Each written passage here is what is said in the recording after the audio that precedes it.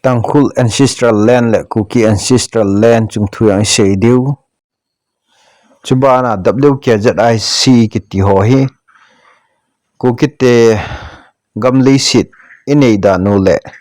inam thu simu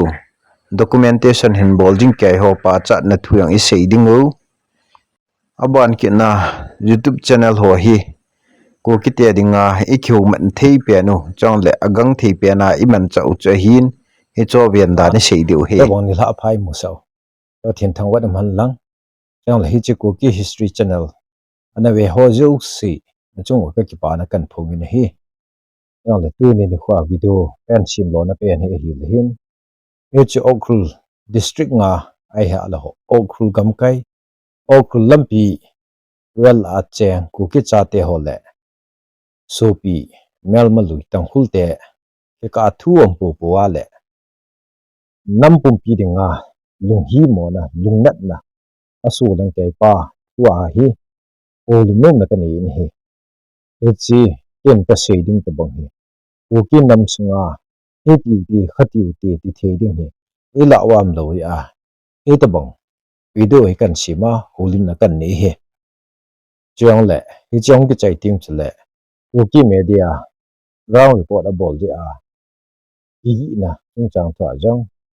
holim na khat kan ni no men e ti ai ji chun e chi video hi apa na pa chai chan ge ne ba ji tin khong taw ma sa ni hi e chi Okrul gam ka ya e chi so pi tang hul ho to i ka la wa e ho mit na han lang mit mo ne yong lu khat ong su pu wa le hin e ta bong agreement ho sign hung ki bol ji pha le hin e ho ding in o nat nat am ji ni hi ai wang hi ta bong a mini bol wa jong tu la la jong hi bong a ki ne wa jong e la wa ki lung khat na am lo yong hi o nat mi che ki che hin hi e chi tu chung latest article so lampia e chi mong kot kopia tu su ho ji nga yong chun tang hul te agreement sign bol win len onal tang hul akiti lang kya ji pa hi e chi gama hok sa cheng khu cheng ho khu tang hul te gama cheng da na le khan hin ji yu pa hi nanam pum pi na ki pun jin hi tu sel hi wa le hi chi a khun chu yang kai ji po hitin hi chi ta bong thu hai kyon ka ngai num po we ti ji ding ai bo ni he chi na han san na thi ding wa chu om la nga hon jang thu khong si ki tiu ngai ai pon tang tu ching khong la nga ho jang ra ngai tu bu o ham te ngam ji wai ta bong din man he yon he ta ho pong gal kai hin he chi leim khong lang gam kai jo khu he chi o khu lam pia cheng ho sa nga khu he chi lang jo khu ha zo hin mi khu ki pal te na na na i gam ga kil hung the ai bu ni ai wang in chi Okrul district ki te pian ho he wa bu jing ke he chi cha sa lang khu thil chu mai bu a hian hi chi Okrul highway ka a cheng ho he cycle gam to pum mat na ki mat jing ai bu he ta me shang de do a tang hul te a de draft an ki bolwa hi chai hon sui kai lang ji pau hi e chi di yong ki sapon nam pum pi dinga za chat ta hin yong le pu sal hi na jong be hil ji ni i ti le tang hul te ga ma bon ki cheng lo wa chu he chi len onal tang hul ta he avel vela he sui na hi ti kai kai yong ha he cha ga chi ho so he yong le apa cha pon hi i gam le enam gam le si i tu ta na chu chi pi ding ai bu ni tu ni khwa i me san ji a thu le la a i di na sa vel vela thi na he ta mong mong ta ni he chi ka gyal la po na na min cho la ku ki cs o ho zo no ho yang phaten i ngai tu win cho la ku ki thing noi ho zo i ti le hi chi gam ka ya mi ti ho hi bong a lung ne ho e ho ji ai bun hi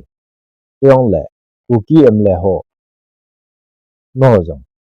mi no shi the hi ji wa he hi ji ta bong ho mun ti na vel vela su do hin sap ya thu chi en mi me sang chu a thi ma sang avel vel le na thi eti tu ni ni khwai me san wa thu la la I thiu hi ni khat la ta sa yong hing thi kit diwai na lai ni I han san the hi wa yong le tung pathin gel da hitin pathin mi thu di mi thu ta te cha din pi hi ni pi a ki ta lo hi wa e gam le si no ki ta ta ho lo hi wa ai jong ki khul da hitin yong le hi ta bangin me sang de du in mi to agreement sign hin bol ji po hitin tu chang ho ho paten sim ji hitin tuin galinga na kai wa sui na kai sa ngai ji po hi ta bang o chu ti ja ta he ta na ngai tu ji wa yong le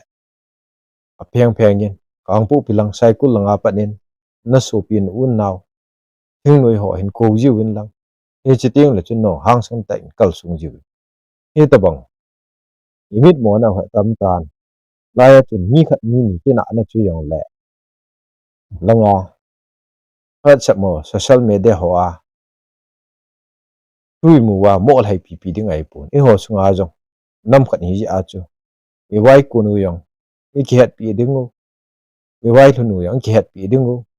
e chi ma sanga chu e hon tui ho chi mo kai the lo diu e cho hi anam lam kai ho ngai nom pon ti e ti khat ti ding na hin ti de hi cha ku na chu e ho din khat ai din diu hi tu ne ni khon tual khat ong ti po po le a do le ani ku kya e boi e chong chu ka dei po e ta banga boina hung tu ji phat ol hen pathinin mi te mang cha hi su tu gun he tin kala langa khat nin noi si ten hin tham ji win e noi si wang chu na ki chai ji po liu na la man na sang ta ta tu jing ke ke win hi unin mi za ti hi na ding win pathin ta pan khom ding tu ma tin pathin tho pathin ta pan khom na ding a chun tin hin khu nga yin gam su ngu jong e hi na bang in su thieng leo hat e ho jong e han san du e chi to ka hin I ti pan na ki pan piu yong le alam pi am the ji pon e chi ok hul district a chang ho jong he gal thu a ka het le le yong chai pon jong le na ho jong na ki khu lu ngai jin mi ki chat ma na chu sui mo kai kai ding jong ai pon e chi la hi ka dei poi ti be chun hen si yi ding hi pam la ku na he chi kanam mi te ok la hon hi cho hi adei po we hi cho hi tin nam phun na bol we ti de ong chu boundary chi fian singa chi yen na kang pu pilanga pa na ok hul kilu the a he de pon hi chan ge a lung neu gun se ding yong che hi pon mi nu si cham cham jing ding ai ha al hal khat khat na mi ni su gan the isu gan the ding go a chai na la ha sa ai su gan the ding ti pa ho chu thil phalo ta ai bo win tu ni ni khun pathian ho khat hi wa le in pathian ho pau yang ki su di u hitin hi chi ba na yang hin tu ta hi na bangin se yi taw ti ti hi ka hin tu ne hi le ku ki CSO ho ade a WKZICTN documentation na hin bo ji wa HR tang khul ten hin don ji ho ya chung wa ka ki pa na kan phung ni hi tu la la ho hi document be la proof be la nam pa don the yang chai pu min nam pu ni thamu yang le e hon a hi chat pa chu in pu do yi pha lo le amo la mon sei de het ji lo chu hin WKZIC te chunga ka ki pa na kan phung ni hi ai wangin HWKZIC te yong he amo sa khaw sum le pai so a zat le na ma ding a chen gi bam phat na hin tong che hi a hin lam ka lang ong ki pu do na lam ka lang CSO zat nga lang ki wong UPS ko ma HWKZIC te ni su mong pi unity with ni lai yong chun alung ani na ma ma a hin la pha dong chi chen tu ni ni khon ni ta bang ni bol ho chu na hon amo thu si ding ho hi na si chu yang na cham pon hi tie yi a chen hi chi WKZIC te yong he on pa chat na pi ta sa nga he tai ho le ho ki su mi ding gun pao yong he nga ho tin amo kom bo wa hi ho so le kho ho han lang British de record ho yang le me le la ku ki do ma sang pe apa na da tol ti so holoi an chop kho moi tan e cho he aman ji phat phat na he ni wa le hin emotional whip dang ju ya organization hun ki phut do emotional whip dang ju ya ni khat ni ya leader hin tu ho to so na pa na thip na chi na u na ne ya na to nga ki bang ji lo hin w KZIC10 ko ki gam hoi la hi yong abui na chung changa non pan nan la wa non pan na hin la ji wa mi te documentation nan bol wa na hin don na ji ho chunga yong ka ki pa na kan phungin hi yong le ko ki media NIA ki chim khat ain ki bulu na chung changa ground report a pi na hitabang video sim na common ngai lu ta ta hin bol ho ai cho chunga chun kyang kalung phat mo na kan phungin hi hitabang ho hi ko ki thing noi ho han lang chi so ho yong le sang pe nai dem chi du che hi yong le hitabang a mi hin gi social media ai ha le WhatsApp i tho mong chai han lang YouTube comment ho yong le ta mi hin dem ko hi ke lo ho hi e cho hi pathian khul do ju hitin yong le YouTube channel sim ho yong il pha na bol pe do mi ni ta bong an si ho hi lung neu na an nei lo du hi ji chu e mi ten tu su la yong le e ho le hon e ni ki tha tha win tu a hin pai te te tu su ho lam ka pum pya sim wa mun da nga hon rin media nei lo hi la im do li u he bu hi tu ni kho he chi YouTube channel ho hi e hon sum ki pi a bolding han la le kui ma cha yong i thanom loading hi sum hal khar khat mu na hi to lana independent a kui manu ya lo na khat na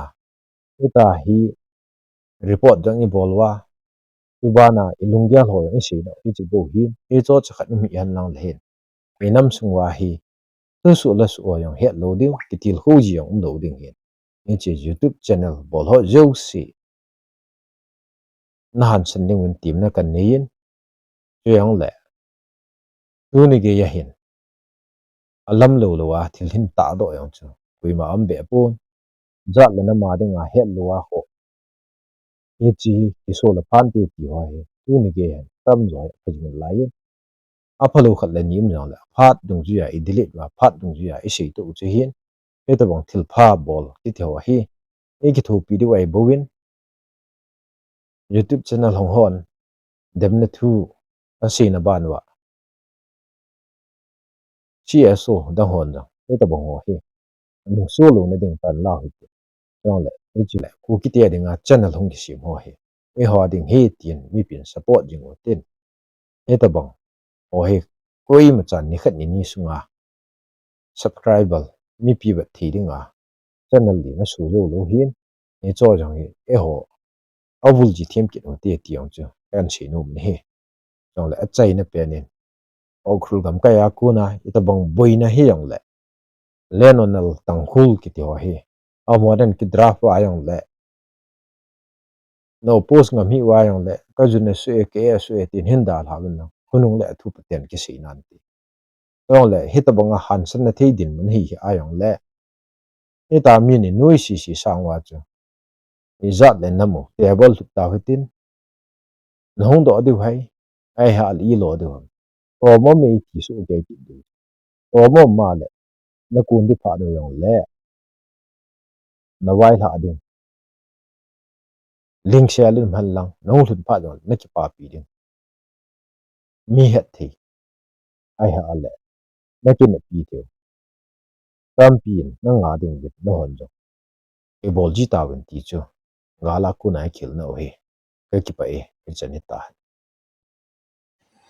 Cookie History Channel like share comment bolding sumil hi in chang le hi chi Cookie History Channel hi